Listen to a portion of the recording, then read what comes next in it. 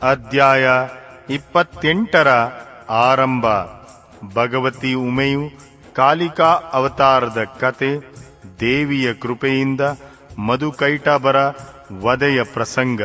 ಇದಾದ ಬಳಿಕ ಛಾಯ ಪುರುಷ, ಸ್ವರ್ಗ, ಕಶ್ಯಪ ವಂಶ, ಮನ್ವಂತರ, ಮನುವಂಶ, ಸತ್ಯವ್ರತಾದಿ ವಂಶ, ಪಿತೃಕಲ್ಪ ಹಾಗೂ ವ್ಯಾಸೋತ್ಪತ್ತಿ ಮುಂತಾದವುಗಳ ವರ್ಣನೆಯನ್ನು ಕೇಳಿದ ಬಳಿಕ ಮುನಿಗಳು ಸೂತ ಪುರಾಣಿಕರಲ್ಲಿ ಕೇಳಿದರು.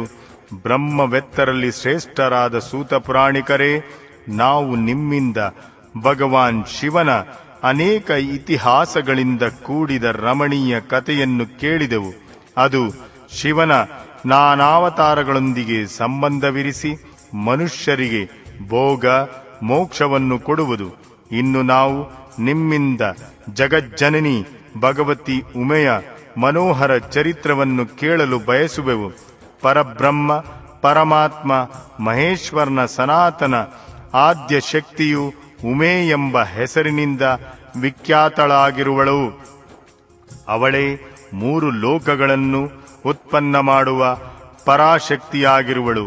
ಮಹಾಮಾತೆ, ದಕ್ಷಕನ್ಯೆ, ಸತಿ ಮತ್ತು ಹಿಮವಂತನ ಪುತ್ರಿ ಪಾರ್ವತಿ, ಇವೆರಡೂ ಉಮೆಯ ಅವತಾರಗಳನ್ನು ನಾವು ಕೇಳಿದೆವು. ಸೂತ ಪುರಾಣಿಕರೇ, ಇನ್ನು ಆಕೆಯ ಇತರ ಅವತಾರಗಳನ್ನು ವರ್ಣಿಸಿರಿ. ಜಗಜ್ಜನನಿ ಜಗದಂಬೆ ಉಮೆಯ ಗುಣಗಳನ್ನು ಕೇಳುವುದರಿಂದ ಯಾರು ತಾನೇ ವಿರಕ್ತನಾಗಬಲ್ಲನು? ಜ್ಞಾನಿ ಪುರುಷರು ಕೂಡ ಆಕೆಯ ಕಥಾಶ್ರವಣದ ಶುಭ ಅವಸರವನ್ನು ಎಂದಿಗೂ ಕಳೆದುಕೊಳ್ಳುವುದಿಲ್ಲ. ಸೂತ ಪುರಾಣಿಕರು ಹೇಳಿದರು, ಮಹಾತ್ಮರೇ, ನೀವೆಲ್ಲರೂ ಧನ್ಯರಾಗಿರುವಿರಿ, ಸದಾ ಕೃತ್ಯರಾಗಿರುವಿರಿ.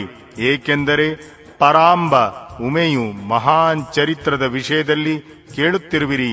ಈ ಕಥೆಯನ್ನು ಕೇಳುವವ ಓದುವವ ಚರಣ ಕಮಲಗಳ ಧೂಳನ್ನೇ ಋಷಿಗಳ ತೀರ್ಥವೆಂದು ತಿಳಿದಿರುವವರು.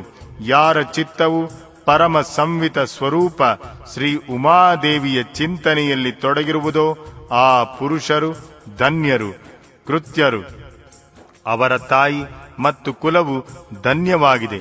ಯಾರು ಸಮಸ್ತ ಕಾರಣಗಳಿಗೂ ಕಾರಣರೂಪ ದೇವೇಶ್ವರಿ ಉಮೆಯನ್ನು ಸ್ತುತಿಸುವುದಿಲ್ಲವೋ ಅವರು ಮಾಯೆಯ ಗುಣಗಳಿಂದ ಮೋಹಿತರಾಗಿ ಭಾಗ್ಯಹೀನರಾಗಿದ್ದಾರೆ. ಇದರಲ್ಲಿ ಸಂಶಯವಿಲ್ಲ. ಕರುಣಾರಸದ ಸಿಂಧು ಸ್ವರೂಪ ಮಹಾದೇವಿಯ ಭಜನೆ ಮಾಡಿದವರ ಸಂಸಾರ ರೂಪಿ ಘೋರ ಅಂಧಕಾರ ರೂಪದಲ್ಲಿ ಬೀಳುವರು. ಉಮಾದೇವಿಯನ್ನು ಬಿಟ್ಟು ಇತರ ದೇವಿ ದೇವತೆಗಳಿಗೆ ಶರಣಾಗುವವರು. ಗಂಗೆಯನ್ನು ಬಿಟ್ಟು ಬಾಯಾರಿಕೆ ಇಂಗಿಸಲು ಮರುಭೂಮಿಯ ಜಲಾಶಯಕ್ಕೆ ಹೋದಂತೆ ಆಕೆಯ ಸ್ಮರಣ ಮಾತ್ರದಿಂದ ಧರ್ಮರೂಪಿ 4 ಪುರುಷಾರ್ಥಗಳನ್ನು ಆಯಾಸವಿಲ್ಲದೆ ಪಡೆಯುವರು. ಅಂತಹ ಉಮಾದೇವಿಯ ಆರಾಧನೆಯನ್ನು ಯಾರು ತಾನೇ ಶ್ರೇಷ್ಠ ಪುರುಷರು ಬಿಡಬಲ್ಲರು? ಹಿಂದಿನ ಕಾಲದಲ್ಲಿ ಮಹಾಮನ ಸುರತನು ಮೇಧ ಋಷಿಗಳಲ್ಲಿ ಇದೇ ಮಾತನ್ನು ಕೇಳಿದನು. ಆಗ ಮೇಧ ಋಷಿಯು ಕೊಟ್ಟ ಉತ್ತರವನ್ನೇ ನಾನು ತಿಳಿಸಿದ್ದೇನೆ, ನೀವೆಲ್ಲರೂ ಕೇಳಿರಿ. ಮೊದಲು ಸ್ವರೋಚಿಷ ಮನ್ವಂತರದಲ್ಲಿ ವಿರತ ಎಂಬ ಹೆಸರಿನಿಂದ ಪ್ರಸಿದ್ಧನಾದ ಒಬ್ಬ ರಾಜನಾಗಿ ಹೋದನು. ಅವನ ಪುತ್ರ ಸುರತನಾದನು. ಅವನು ಮಹಾಬಲ ಪರಾಕ್ರಮಿಗಳಿಂದ ಸಂಪನ್ನನಾಗಿದ್ದನು. ಅವನು ದಾನ ನಿಪುಣ, ಸತ್ಯವಾದಿ, ಸ್ವಧರ್ಮ ಕುಶಲ, ವಿದ್ವಾಂಸ, ದೇವಿ ಭಕ್ತ, ದಯಾಸಾಗರ ಹಾಗೂ ಪ್ರಜೆಗಳನ್ನು ಚೆನ್ನಾಗಿ ಪಾಲಿಸುವನಾಗಿದ್ದನು. ಇಂದ್ರನಂತೆ ತೇಜಸ್ವಿ ಸುರತರಾಜನು ಪೃಥ್ವಿಯನ್ನು ಆಳುತ್ತಿದ್ದಾಗ ಅವನ ಕೈಯಿಂದ ಭೂಮಂಡಲದ ರಾಜ್ಯವನ್ನು ಕಸಿದುಕೊಳ್ಳುವ ಪ್ರಯತ್ನದಲ್ಲಿ ತೊಡಗಿದ 9 ಮಂದಿ ರಾಜರಿದ್ದರು.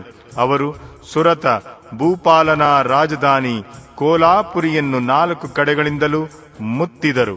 ಅವರೊಂದಿಗೆ ರಾಜನು ಭಯಾನಕ ಯುದ್ಧವಾಯಿತು. ಅವನ ಶತ್ರುಗಳು ಬಹಳ ಪ್ರಬಲರಾಗಿದ್ದರು. ಆದ್ದರಿಂದ ಸುರತ ರಾಜನು ಪರಾಜಯವಾಯಿತು. ಶತ್ರುಗಳು ಇಡೀ ರಾಜ್ಯವನ್ನು ವಶಪಡಿಸಿಕೊಂಡು ಸುರತನನ್ನು ಕೋಲಾಪುರಿಯಿಂದ ಹೊರಗೆ ಅಟ್ಟಿದರು. ರಾಜನು ತನ್ನ ಇನ್ನೊಂದು ಪುರಕ್ಕೆ ಬಂದು ಅಲ್ಲಿ ಮಂತ್ರಿಗಳೊಂದಿಗೆ ರಾಜ್ಯವನ್ನಾಳತೊಡಗಿದನು. ಆದರೆ ಪ್ರಬಲ ವಿಪಕ್ಷಿಗಳು ಅಲ್ಲಿಯ ಆಕ್ರಮಣ ಮಾಡಿ ಅವನನ್ನು ಪರಾಜಯಗೊಳಿಸಿದರು. ದೈವ ಯೋಗದಿಂದ ರಾಜನ ಮಂತ್ರಿಗಳೇ ಆದಿ ಪರಿವಾರದವರು ಶತ್ರುಗಳಾದರು ಮತ್ತು ರಾಜಭಂಡಾರದ ಸಂಚಿತ ಧನವನ್ನೆಲ್ಲ ವಿರೋಧಿ ಮಂತ್ರಿಗಳು ಕೈವಶ ಮಾಡಿಕೊಂಡರು.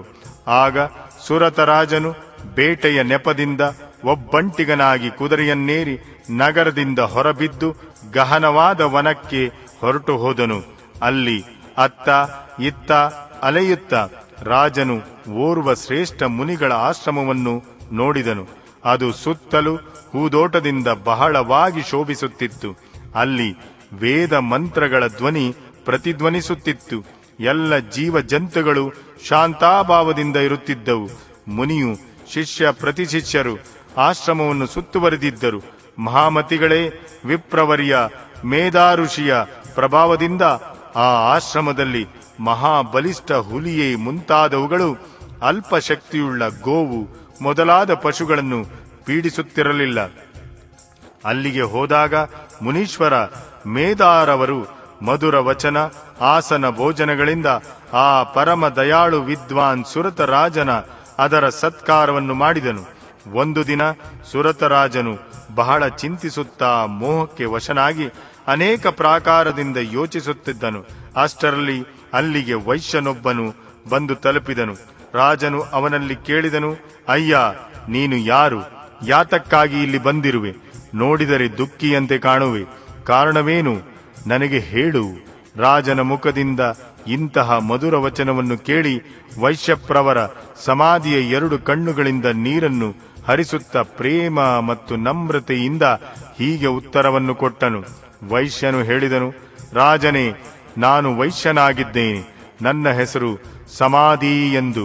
ನಾನು ಧನಿಕರ ವಂಶದಲ್ಲಿ ಹುಟ್ಟಿದವನು. ಆದರೆ ನನ್ನ ಪುತ್ರರು, ಪತ್ನಿಯು, ಬಂಧುಗಳು ಧನ ಲೋಭದಿಂದ ನನ್ನನ್ನು ಮನೆಯಿಂದ ಹೊರಹಾಕಿದರು. ಆದ್ದರಿಂದ ನನ್ನ ಪ್ರಾರಬ್ಧ ಕರ್ಮದಿಂದ ದುಃಖಿತನಾಗಿ ನಾನು ವನಕ್ಕೆ ಬಂದಿರುವೆನು. ಕರುಣಾಸಾಗರ, ಪ್ರಭುವೇ, ಇಲ್ಲಿಗೆ ಬಂದು ನಾನು ಪುತ್ರರ, ಪೌತ್ರರ, ಪತ್ನಿಯ, ಸಹೋದರರ ಹಾಗೂ ಇತರ ಸಹೃದಯರ ಕ್ಷೇಮ ಸಮಾಚಾರ ತಿಳಿಯದೆ ಹೋಗಿರುವೆನು.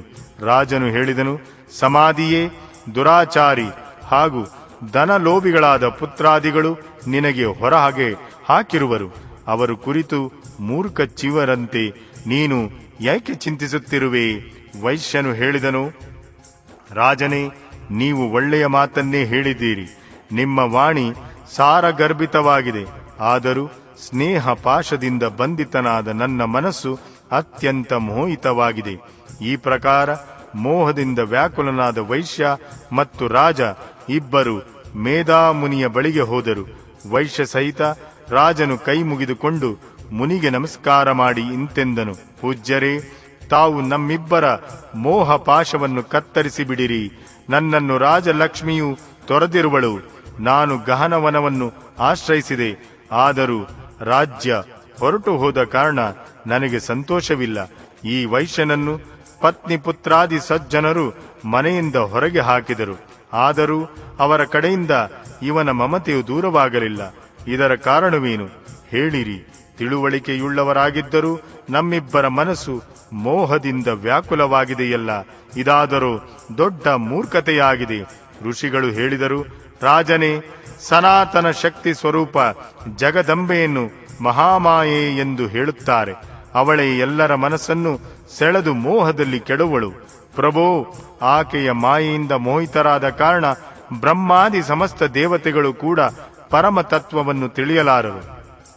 ಹೀಗಿರುವಾಗ ಮನುಷ್ಯರು ಮಾತಾದರೂ ಏನು?